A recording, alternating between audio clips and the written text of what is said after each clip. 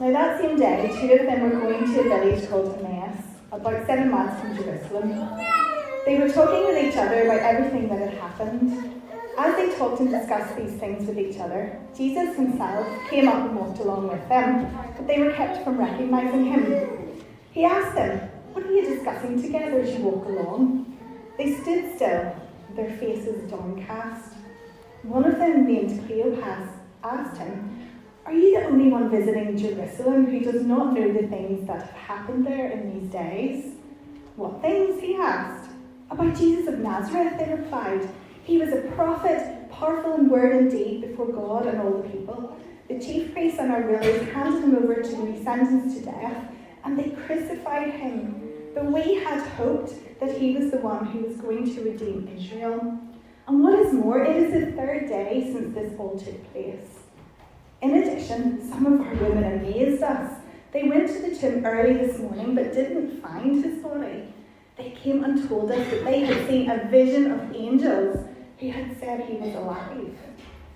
Then some of our companions went to the tomb and found it just as the women had said, but they did not see Jesus. He said to them, "How foolish you are, and how slow to believe all that the prophets have spoken. Did not the Messiah have to suffer these things and then enter his glory?" And beginning with Moses and all the prophets, he explained to them what was said in all the scriptures concerning himself.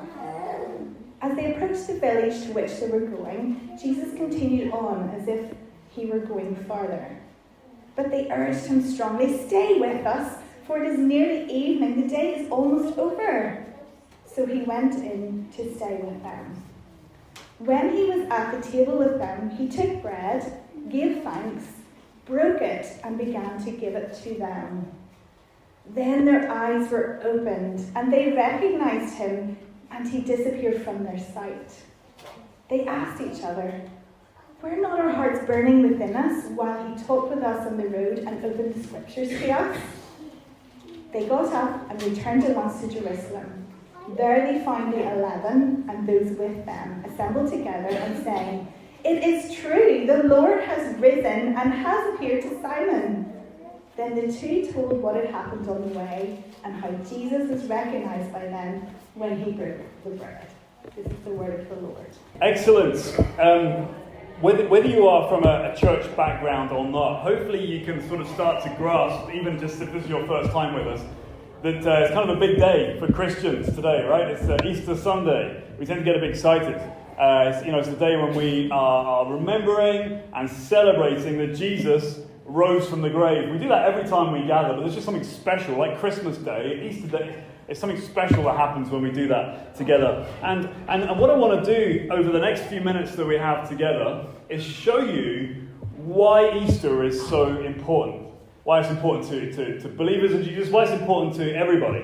And I suppose what I want you to see and grasp today is the treasure that is available to you. It is treasure that is available to you today. At the start of his ministry, Jesus described what that treasure is. It's not a big bank account, it's actually better than that. Jesus says, "This is what you will receive from me when you come to me." He says, "I will proclaim good news to the poor, I will free the captives, I will give sight to the blind, and I have come to announce God's favour is upon you." That's the treasure that he came to bring. In other words, Jesus has come to heal people, to restore them. He's come to release them. He's come to free them. He's come to give them new life, new power. He's come to defeat their greatest enemies. That's why I'm using this word treasure. That's what excites us. That's why we've been singing at the top of our voices. And so what I want to do today is give you, this morning, 3 keys to unlock that treasure so that it can be yours. 3 keys to unlock the treasure and make it yours this morning. My house has 3 locks on it, so that's where I got the idea from. If you come to my house, we've got the sort of like the deadlock thing you only lock when you're going away on your holidays. You've got the wee chub one that just is there. And then if you get through that door, there's another door that also has a lock on it.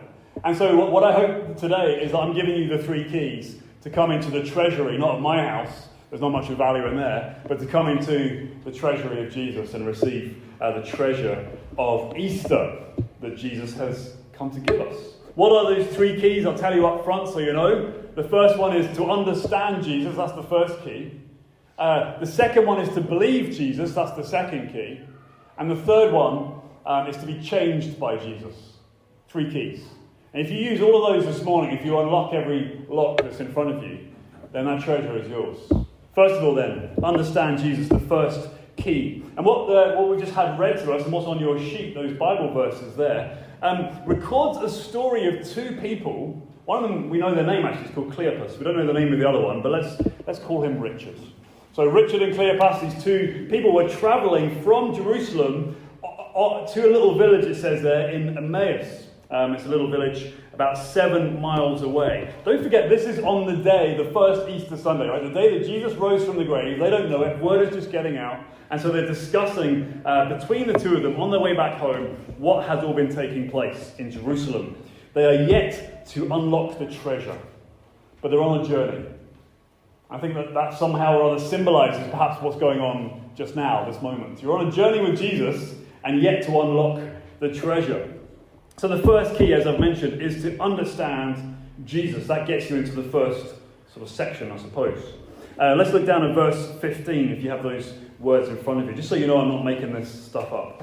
It says, Jesus himself came and walked with them, and he said to them, "What are you talking about?" I just find that's incredible, because he knows what they're talking about. And they say to him, "Are you the only one in Jerusalem," in verse 18, "who doesn't know what's happened?"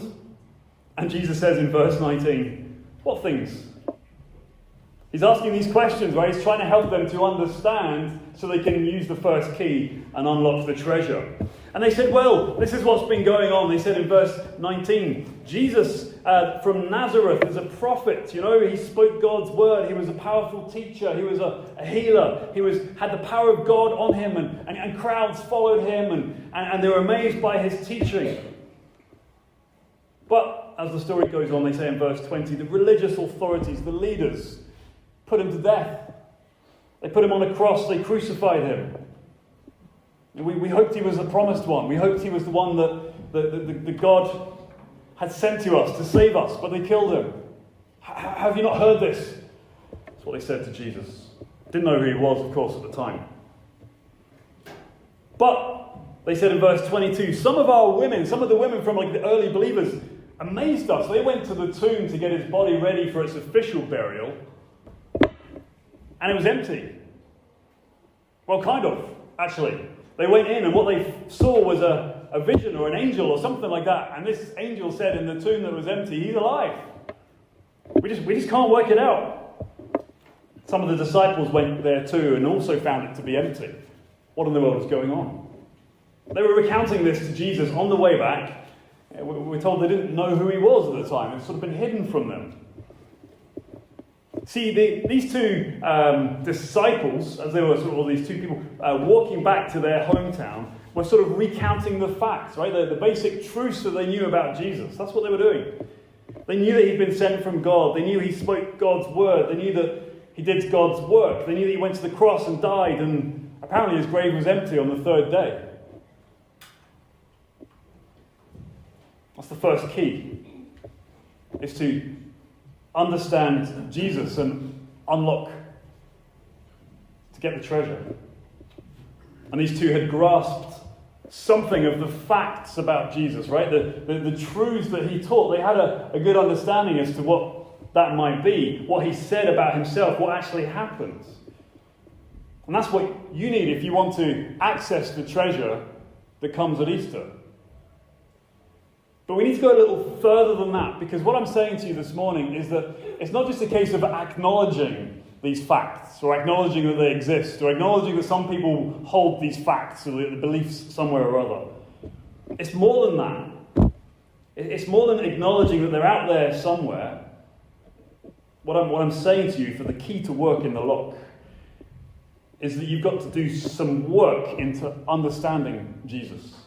That there's something that you have to do to understand him properly. You have to sort of weigh up the facts,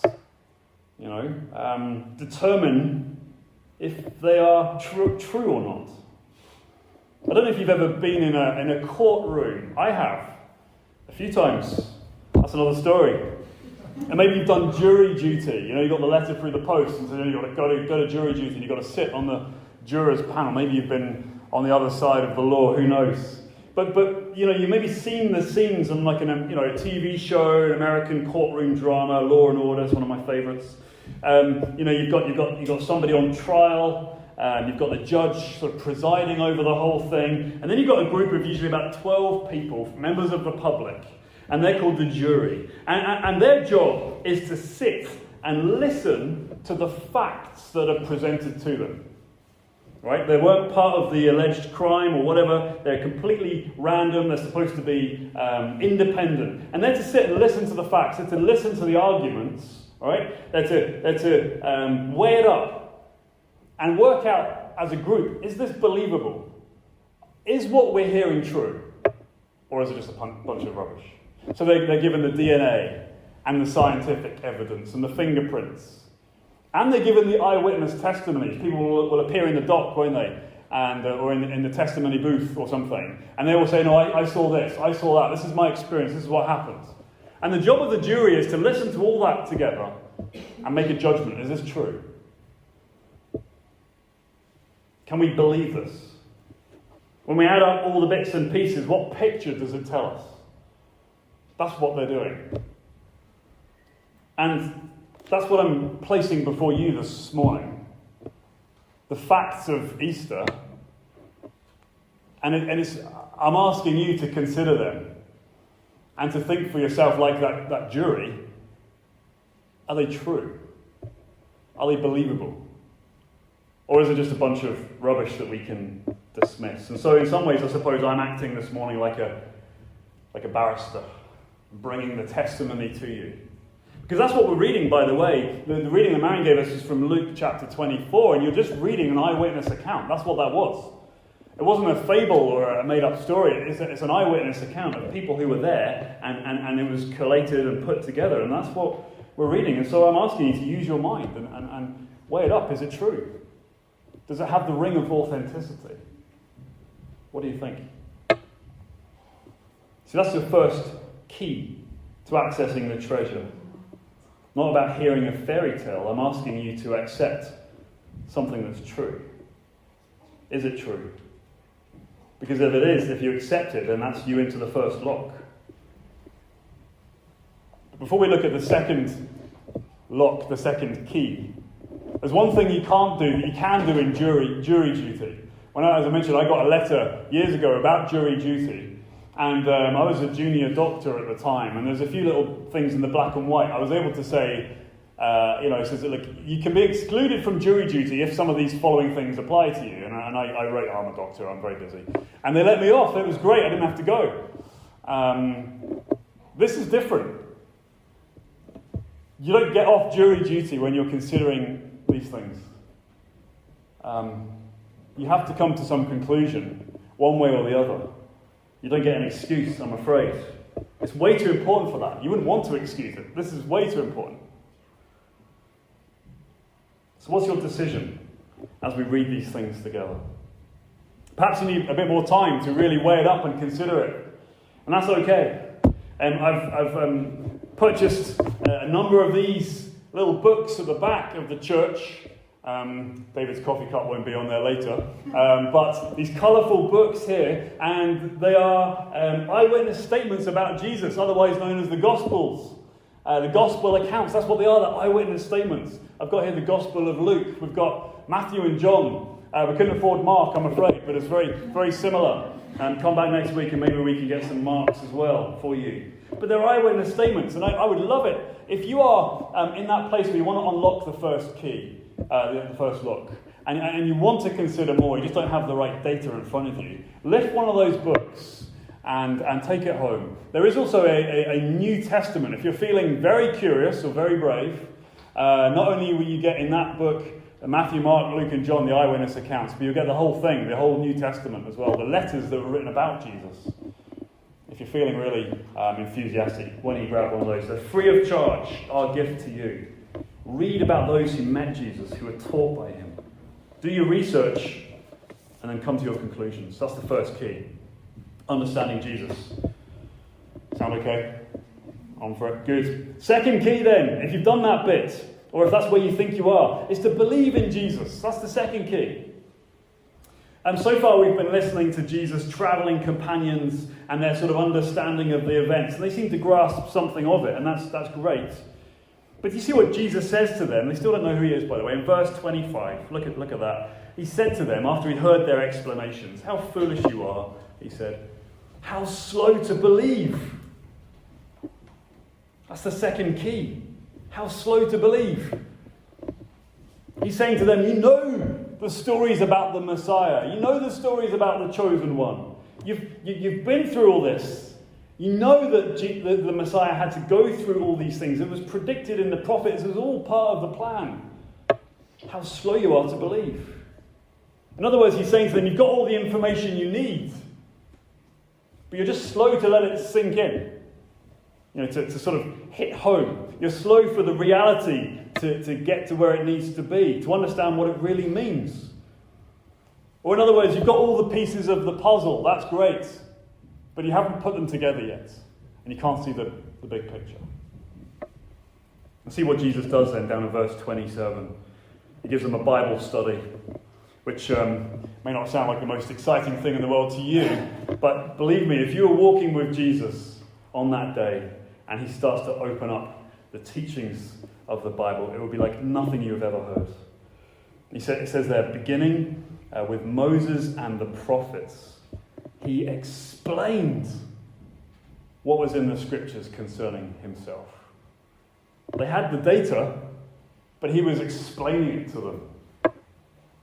And so we went to the Bible, the Old Testament, otherwise known as the books of Moses and the prophets. That's what it means. And he helped them interpret it. He helped them to see Jesus on every page. Because Jesus was hidden in plain view. He was there all along. They just missed him. They saw the facts, the individual bits and pieces, but they didn't piece it together to see the big picture. One of my favourite shows, another show, Law and Order is a great show. Another show I love watching on TV from time to time is Undercover Boss. Have you ever seen that? Undercover Boss USA is even better because they've got loads of money. It's great. But the idea with Undercover Boss is that the owner of a particular company or the CEO or some top executive or whatever it is goes behind the scenes in their own company to see what it's really like. That's what they do. And they'll go in disguise. The TV company will, put a moustache or some funny teeth or a pair of glasses and dress them differently. And the idea is they go in and sort of act as a new employee. And the cameras are following them around, and the staff think it's some sort of promo video or something like that. They don't realise what's going on. And so the CEO or the owner in disguise goes to the sales department to see what's going on there, goes to the factory floor to check out the workers there. They go to the shop front to make sure everybody's living out the values of the company and all the rest of it. And that's what they do. And the employees open up and they say things they wouldn't say to the boss, but they'll say to this other person that they don't realise who it is. But the best bit is yet to come, because the best bit is when they bring those employees into the office in a few weeks or a month's time. And rather than meeting this sort of pretend new employee with the disguise on, what they are seeing face to face is the boss, without the disguise. And you see it dawning on them who it was that they were talking to. The boss in all of his glory. They were talking with him all along, but just didn't realise who he was. And so the same thing is the case here with Jesus. He's, in this story, removing the disguise, and he's saying to those two travellers, it was me all along. And I'm showing you from the beginning of the Bible till the end, it was me all along. I'm the one that Moses and the prophets were pointing to. I'm the one that they were preparing you for. I'm the one they were predicting. It's me. But here's the clincher in verse 28 and following. The journey went on. They were listening to this amazing Bible study. Jesus opening it up, showing that he's on every page from the beginning to end. They arrived at this little town, this little village called Emmaus. And the two travellers, expressed sort of typical Middle Eastern hospitality. You wouldn't let a traveller go on, particularly when it's getting to night time. You say, come on in, stay with us, have some food before you go on your journey. Come on in. That's what they said to Jesus. And in verse 30, Jesus went in. They had a meal together. And it says in verse 30, they were at the table. Jesus, as it says, took bread, gave thanks to God for it. He broke the bread, and then he gave it to the two travellers. And it says that their eyes were opened, and they recognised him. And then he disappeared from their sight. What on earth is happening in this mealtime? Because for them, the bread, and in this situation, the bread is more than just a side order that you had on the little, plate on the side. This is more than just an ordinary meal. It seems to be that Jesus was using the bread as this symbolic act to enact what he was talking about. They'd heard his words, but in the bread he was acting it out. He was showing them physically what he's talking about. And here he was using the bread as a symbol of his own body. And that's what happens every time we have what we call communion at our church. We break bread, we drink wine. That's what's going on. We get that from these verses here in Luke's eyewitness account a few chapters earlier. It's up on the screen. This is what Jesus does the night that he was betrayed with his best friends, his disciples. It says this, he took bread. There he is again. He gave thanks, he broke it, and he gave it to them, saying, "This is my body, given to you."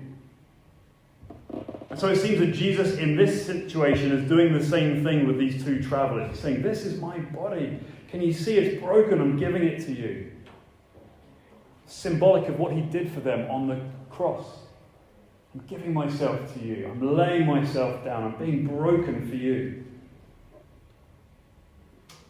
That's the clincher.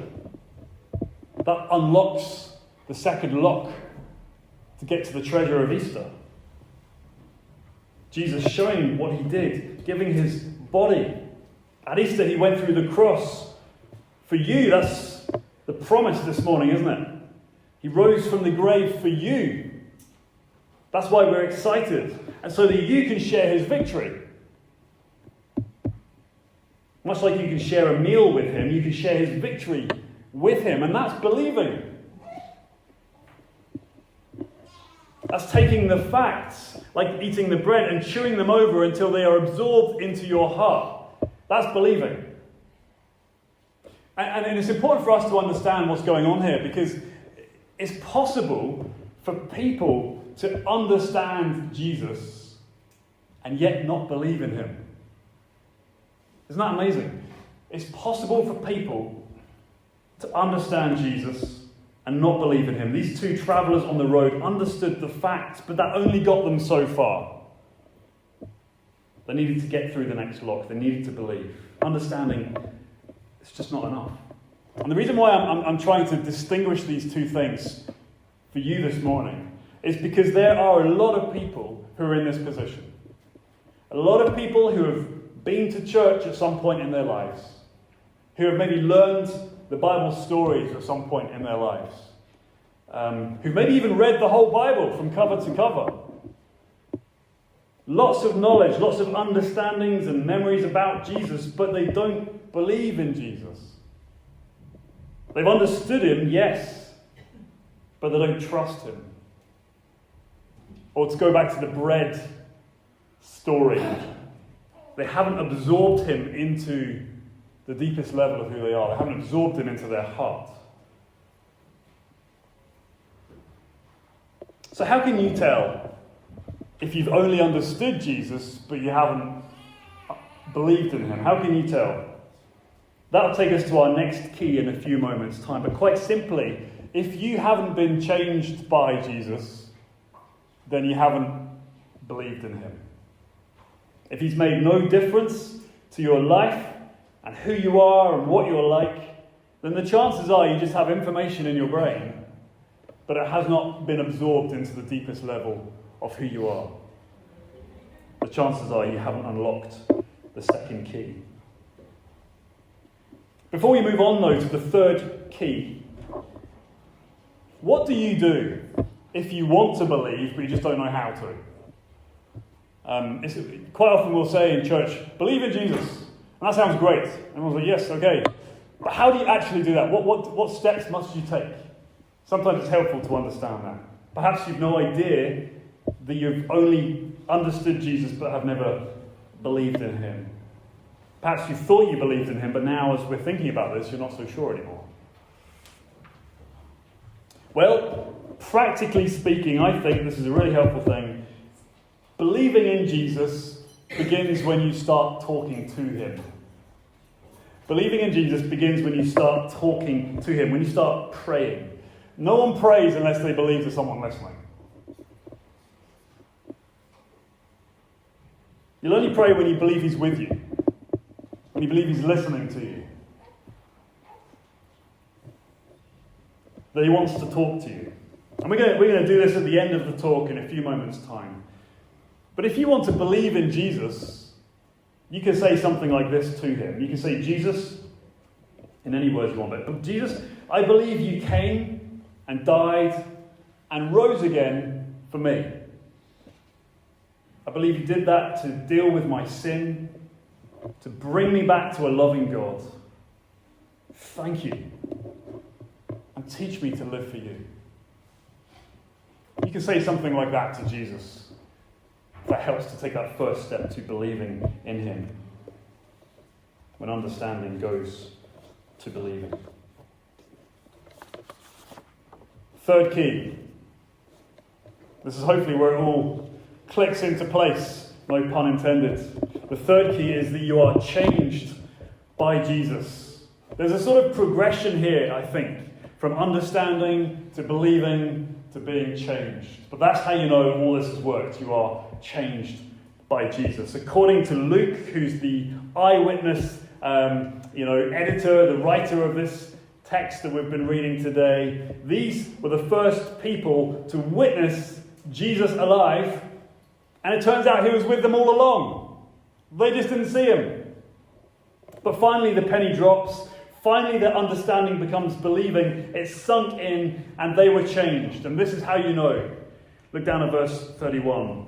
Jesus reveals himself through the action of the bread. This is my body given to you. It says then in verse 30, when their eyes were opened and they recognized him, he disappeared from their sight. Then they asked each other, were not our hearts burning within us while he talked with us on the road and opened the scriptures to us? Were not our hearts burning within us? Or in another Bible translation it says, did we not feel on fire when he came to us and talked to us? What they're describing here is being changed by Jesus. Inwardly changed by Jesus. I came across this article or a little bit from a diary or a journal of a famous Christian minister from many, many years ago called John Wesley.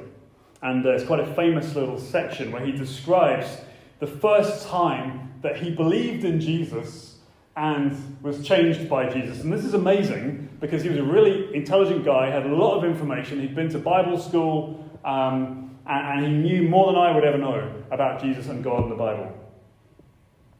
But he didn't believe. And this is what he wrote in his diary.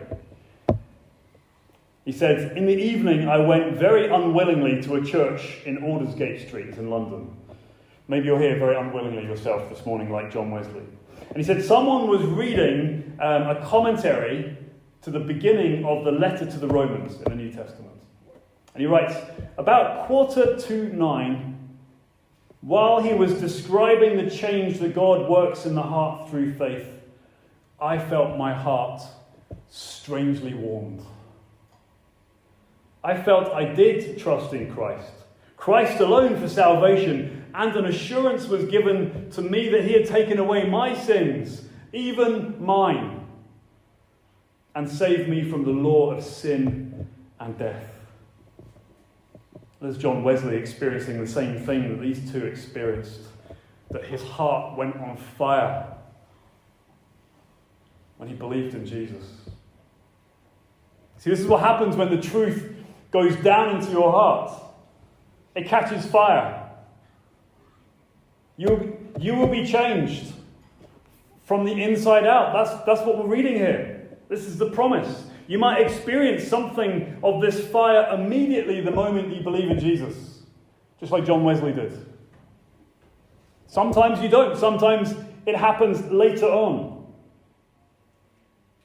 But you will experience this inner transformation eventually, at some point. It will be to you like a fire starting in your heart.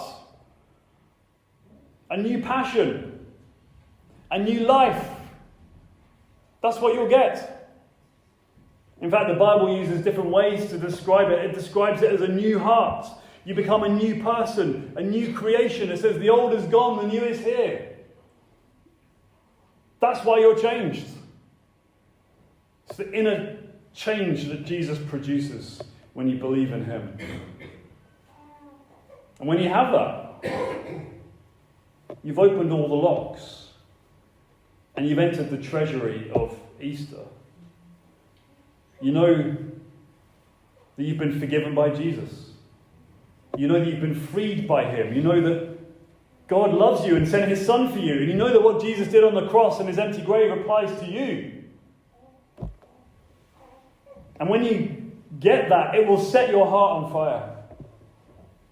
You will say, just like Wesley said, he has taken away my sins, even mine, and saved me from sin and death.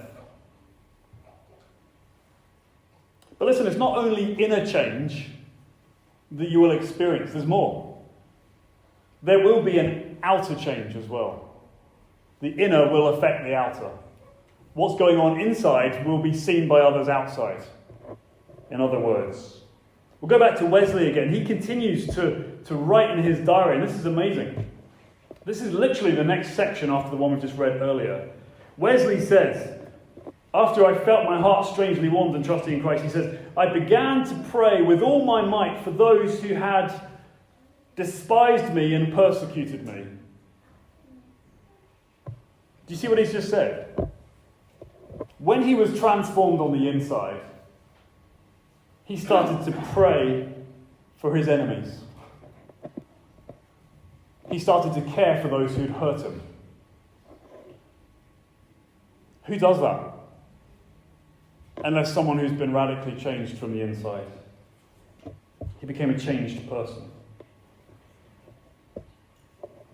This is what happens to everyone who unlocks the treasure of Easter. They're changed by Jesus internally and externally, inwardly and outwardly. He does both. It's amazing. And I hear stories time and again about how Jesus changes people. That's one of the best bits of my job as a pastor, is that I get to see dramatic change as it happens, or I'm often the first person to hear of something significant going on in someone's life. So I know I'm not just making this up. This is my eyewitness testimony. This stuff works. It is a game changer.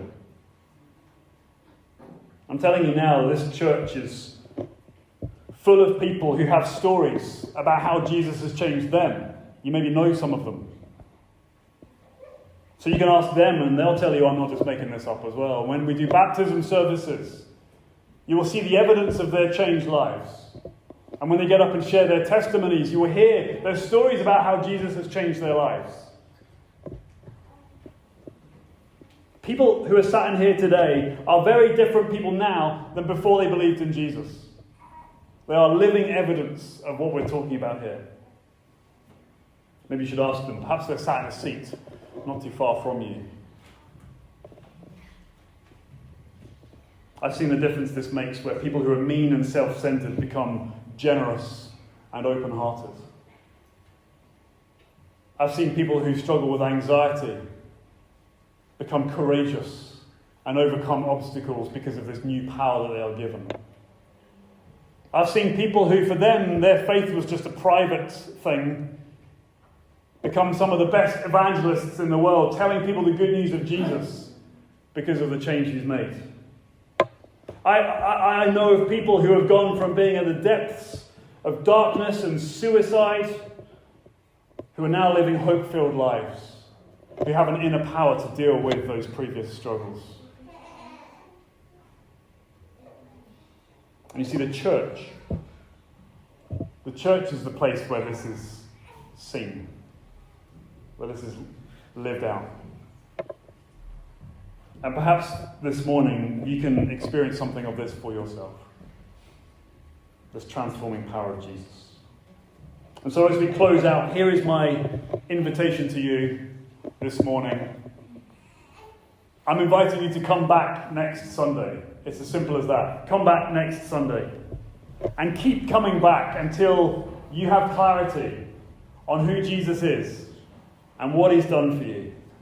Keep coming back until you have that breakthrough, that sense of your heart being strangely warmed. Keep coming back so you might hear more about Jesus from the Bible. Every page whispers his name. Keep coming back and you'll see Jesus at work by his Spirit among us, doing amazing things. Lives changed, people healed. And perhaps that can include you as well. Perhaps that can include your family, your loved ones, experiencing the transforming power of God. Maybe even your enemies. Maybe one day you will be able to say, like they did here, "Did not my heart burn within me while he talked with me on the road?" That's for you this morning if you unlock those 3 keys.